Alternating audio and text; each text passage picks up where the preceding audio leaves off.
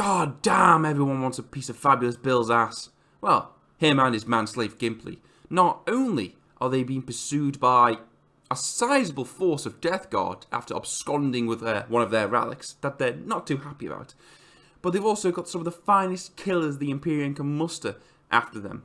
At least we assume they're after them. We don't know.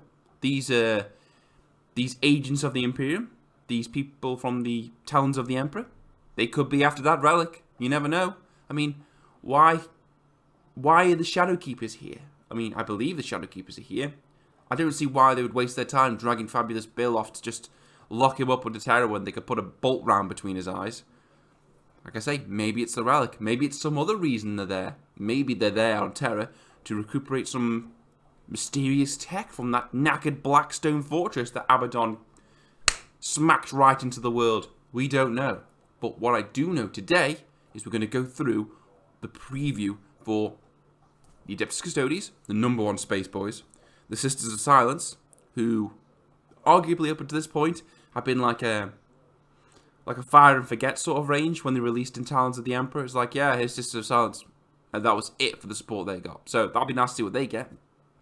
And Assassins, who I forgot were even a thing, rather ironically. You know, them lurking around, sneaking around, being all subversive and shit. So yeah, we got 3 for 1 today. I would have covered this on the day it was actually announced yesterday, but when I got back from work, I was so tired. I just decided to cover the new preview we had for Terrain, Line of Sight, and that random Zope thing instead. But today, first thing in the morning, I thought I'll go through the what the Custodes, Sisters of Silence, and Assassins get for War of the Spider. Why not? It'd be nice. So, starting off with the #1 Space Boys. These are to Space Marines what Space Marines are to regular men and women. They are the best of the best. I had a conversation with Chris not so long ago. I mean, like, who's technically better? Is it Custodians or is it Grey Knights?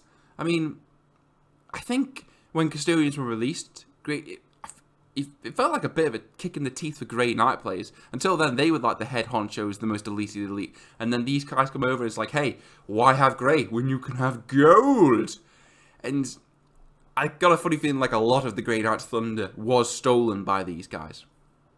Hopefully the Grey Knights will get a range refreshing around this year, well, this coming 9th edition. I think they could really do with it just to show you don't have to go all with all the Golden Boys. You can the Grey Knights, the original OG super soldiers.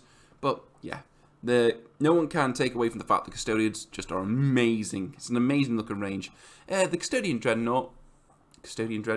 Yeah, it is the Custodian's like Redemptor Dread. Yeah, it's a bit bland looking, but hey, whatever that fails for, those Eagle jet bikes make up for in just awesomeness. I mean, they look like the straight off front cover of a Meatloaf album or any other heavy metal album. They are amazing looking. So, without further ado, a little sippy of my tea. First thing in the morning. Let's go through their stratagems. So, for one command point, you've got Fraternity of Heroes. Now, use a stratagem at the end of your opponent's charge phase. Select one Adeptus Custodes unit from your army, more than 1 inch away from any models, until this unit can immediately perform a heroic intervention if it were a character, but must finish that move within 1 inch or more of enemy units. This makes sense. I mean, Custodian Guard are allegedly to be so highly trained, they can perform a variety of different roles, from bodyguard to emissary to want-be assassin. They can do it all, and it just makes sense that each one of them can act like basically a character and do heroic interventions. I mean, for one command point, it could be a deciding factor, just getting more of your boys into the fray. Fair enough. Okay, you've got another 1-for-1 command point, Superior Fire Patterns. Use the stratagem in your shooting phase when Adeptus Custodes infantry unit from your army did not advance in your previous movement phase is chosen to shoot with. Until the end of that phase, models in that unit make double number of attacks with rapid fire and pistol weapons. That's nice. Just doubling your volume of firepower. One command point, nice for whittling down large squads. Very good. Can't complain on that. I'm not going to be reading the blurb at the top because I'm just sick of running into words that I just feel stupid for not being able to say. So, yeah, just going forward, I'm just going to be reading the actual stratagem and what it does. Unless it's a particularly nice blurb that I just feel like it's funny to read out. Yeah, so those are your generic stratagems that can affect you Custodians the world over, right? But you've got different shield hosts, which are the sub-factions of Custodian Guards. Yeah, I know you've got, in this article, you've got the Shadow Keepers, you've got the Solar Watch, and you've got the Emissaries Imperiatus. And you've got little previews that of Warlord traits, relics, and stratagems that's, pertinent to these particular shield hosts. Now, first off, you've got the Lot Warden for the Shadow Keepers. These are the boys that keep all the nastiest shit locked away under terror. So, this basically makes your Warlord a more effective character combatant. So, when resolving an attack made by a character model against this Warlord, subtract 1 from the hit roll. When resolving an attack made by this Warlord against an enemy character unit, subtract 1 from the saving throw. Basically, it makes your Warlord a more effective character killer. Not effective, really, because, it's not going to be something that you can draw on all game. Every turn, it's not going to affect you. So, it's more fluffy than anything. Okay, the Solar Watch, they get a relic previewed, the Swift Silver Talon. Basically, a juiced up Guardian Spear. A model with a Guardian Spear only, a model with this relic can shoot and charge in the turn which it advanced or fell back. So that's good, straight away. Being able to shoot and charge after you've advanced or fell back. More mobility, more utility. And the profiles are the shooting variant of it, 24 inches, assault 4, strength 4, -1, 2 damage.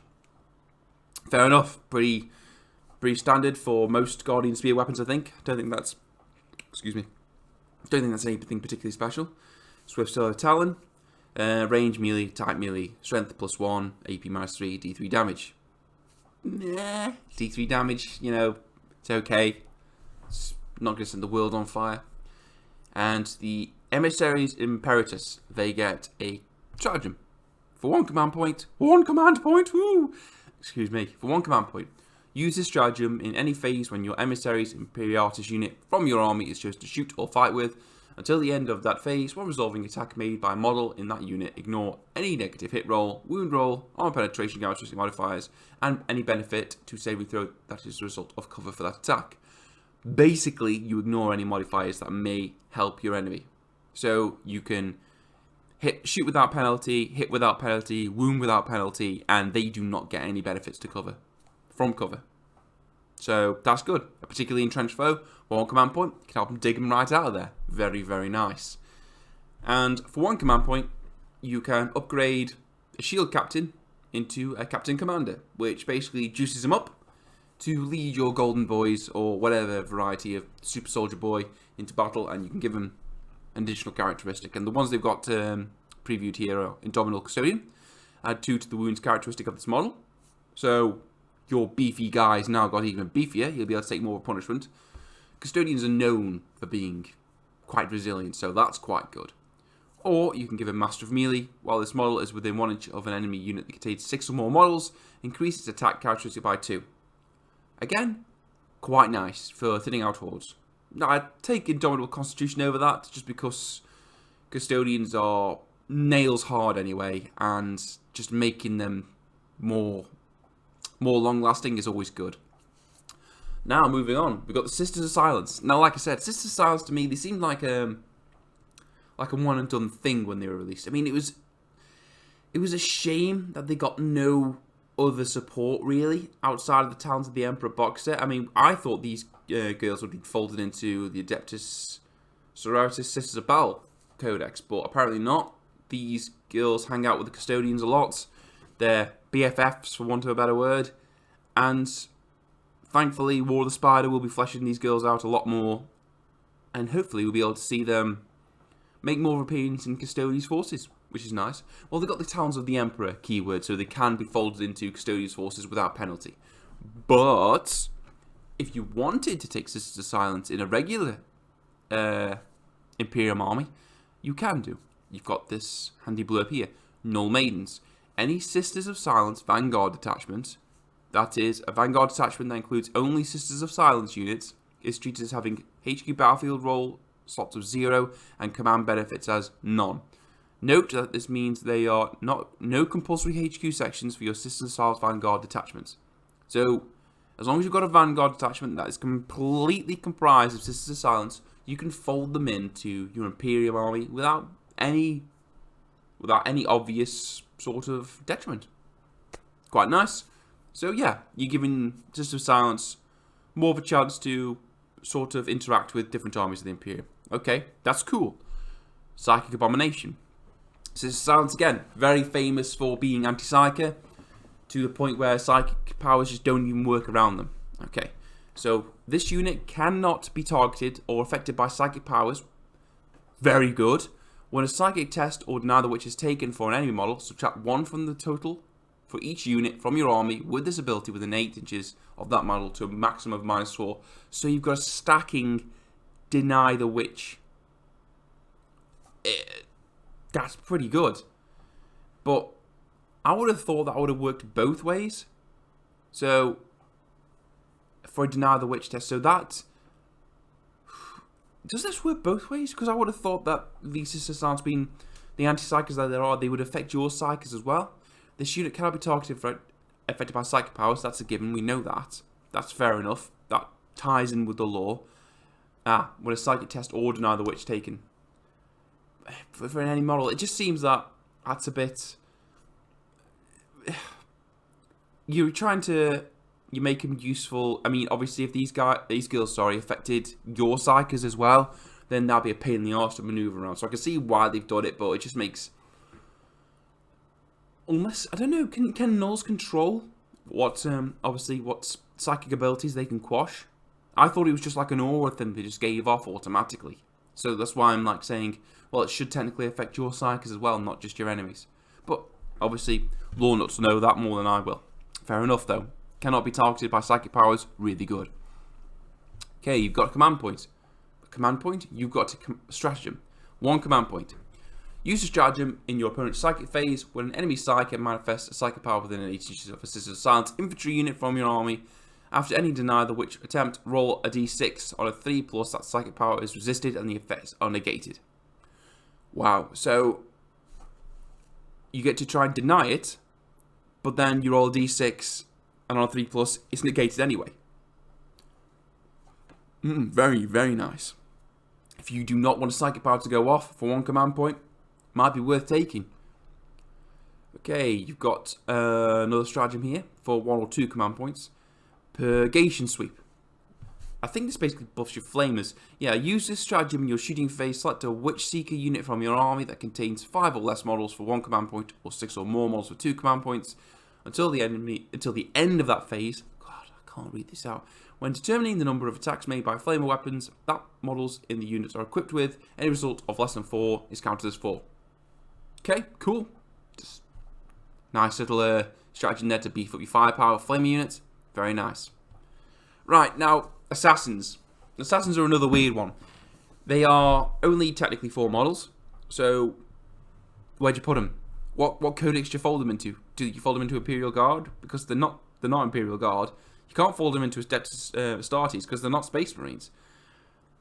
Custodians? Are they Towns of the Emperor? I mean, if there was an Inquisition Codex, then you would assume that them, Grey Knights, Sisters of Baal, they should be all folded into that because they are all technically arms of the Inquisition.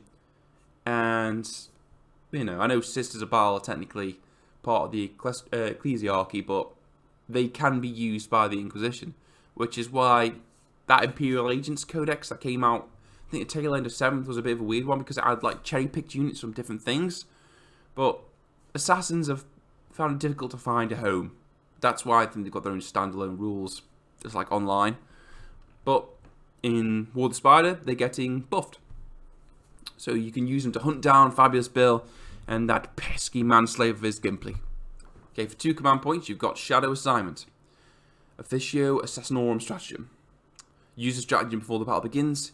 If your army includes exactly 1 Officio Assassinorum unit, remove that unit from your army and then add 1 Officio Assassinorum unit of your choice to that army. The unit that is removed does not count as being destroyed for any rules purposes. Unlike other units that are added to the army, this new unit does not cost any reinforcement points, even in match play game.